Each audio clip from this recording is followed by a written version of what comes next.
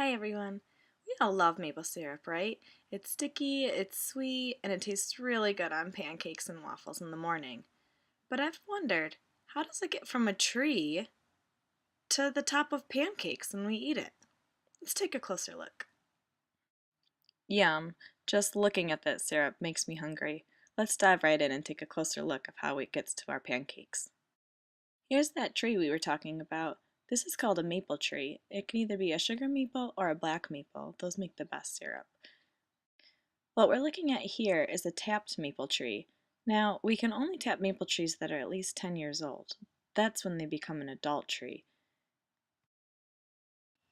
Let's pause for a moment because tapping is where the maple syrup process really starts.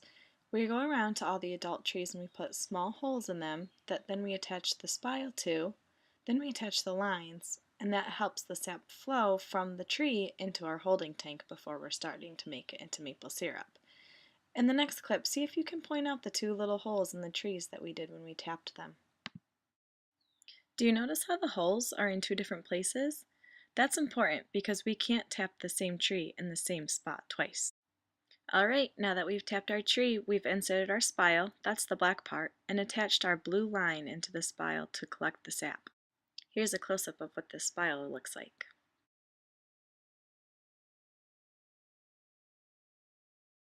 Sometimes we want to tap a tree in multiple places. We just use these connectors to connect the lines together to run it into the main line. Whew, that was a lot of work. It takes a lot of hours to run all of this line into the main dark blue line and then into our holding tanks. Alright, so here's our first tree we tapped. There's our first spile, and if you look close you can see the other tapping places we did last year. And there's our second spile, so we have two lines coming out of this one tree. Then they're all hooking together into that blue line, and there's our holding tank that's collecting the sap. Here you can kind of see our holding tank. It's the white part at the bottom of the picture, and our main line running into our tank. Here's a nice view of all of the trees that were tapped this season. There's that dark blue main line, and the light blue are all of the single lines coming together into that one. You'll notice it looks like it's running downhill. That's because we need gravity to bring the sap from the trees into our holding tank. Here's what the sap looks like when it's waiting in our holding tank. You'll notice it's cloudy. This sap has already gone bad. We're going to have to dump it.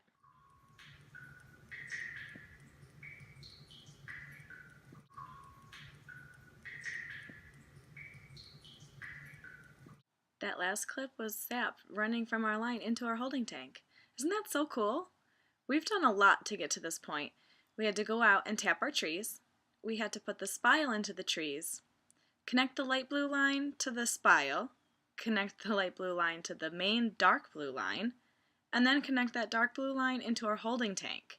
Then we finally saw that sticky sweet sap running into the holding tank. But the work's not done yet. Let's find out what happens next. Here we are back out on the farm. You'll notice this holding tank is a lot smaller than the one in the woods. We have to use a sump pump to get it from the larger tank to this smaller one on the wagon that we pull by a tractor to bring it back to the sugar house. This is the back of the sugar shack. That metal trough up there is where we're going to pump the sap into, and the red thing down there, that holds all of our propane so that we can heat the sap and make it into maple syrup. All of these numbers on the trough help us know how much sap is left and approximately how much longer it's going to take to boil it all down. Here's one of the most important parts of the whole maple sugaring process. This is our furnace. This is what heats up the sap, gets rid of the excess water from it, and turns it into maple syrup. Without this, there would be no maple syrup.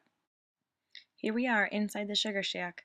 This flexible tubing helps us see how much sap is left outside in the holding tank, and the metal pipe next to it, that's the exhaust for the furnace underneath. Alright, here it is. There's the sap that came from the holding tank in the back through that flexible tubing and is now in here where it's going to get ready to get boiled down into maple syrup. Alright, let's pause here because we've covered a lot of information again and it can get kind of tricky from here. So we have our sap from our holding tank in the woods. We pumped that into the small holding tank on top of the wagon, pumped that into the metal trough in the back of the sugar shack, and now our sap is pouring through into the evaporator. But what's an evaporator? This is the most important part of the whole maple sugaring process.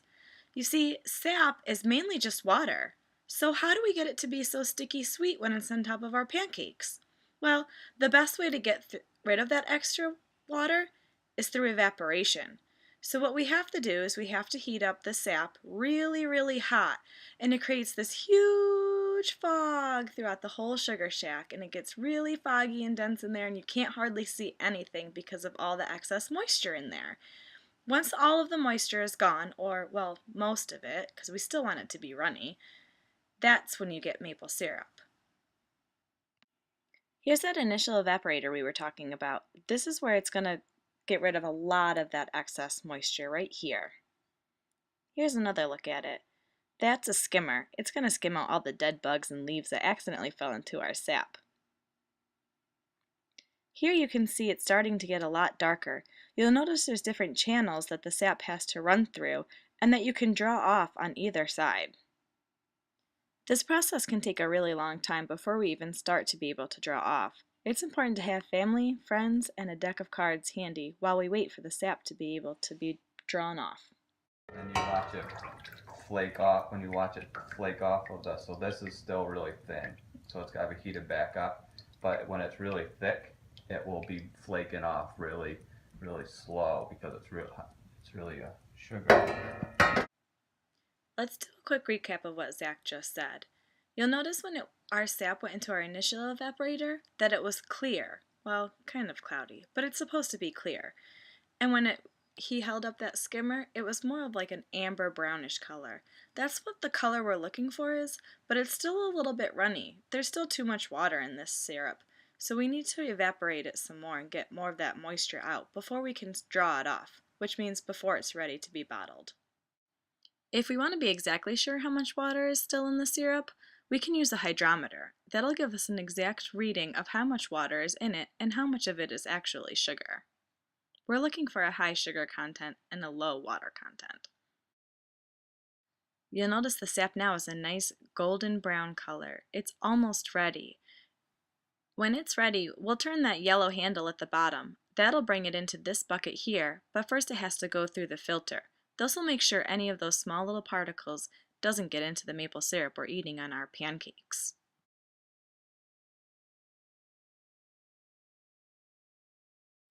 Alright, now that our maple syrup has been filtered through our cheesecloth, we're ready to pour it out of this spout and into our bottles.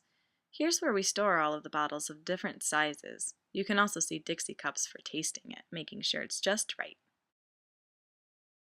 Here's an example of one of the bottles that we use to put the maple syrup into. This one is 1 quart. Here's a couple of different sizes that we use. We generally use a gallon, a half a gallon, and then 1 quart. Once the maple syrup is into the bottles, we still need to seal it. These are the caps that we use. They're self-sealing. All we have to do is twist them on. It locks it and keeps the maple syrup fresh for years.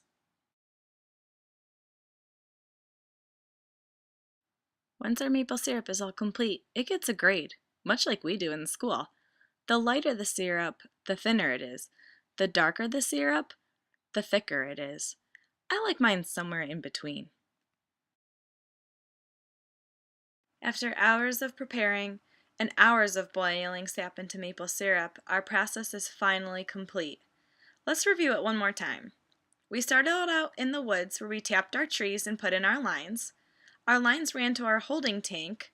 We transferred from the large holding tank to the small holding tank on top of the wagon, transported it to the sugar shack where we started evaporating it or drawing out all that excess water through boiling it. Then we drew it off, filtered it out, bottled it up, sealed it, and now it's ready for pancakes tomorrow morning for breakfast. Now that we've gone through the whole process in this video, if you have sugar trees in your backyard, you could try the same thing at home. It won't take as long, which is a bonus when you're not dealing with so much sap. Go ahead and try it out for yourself. Let me know how it goes.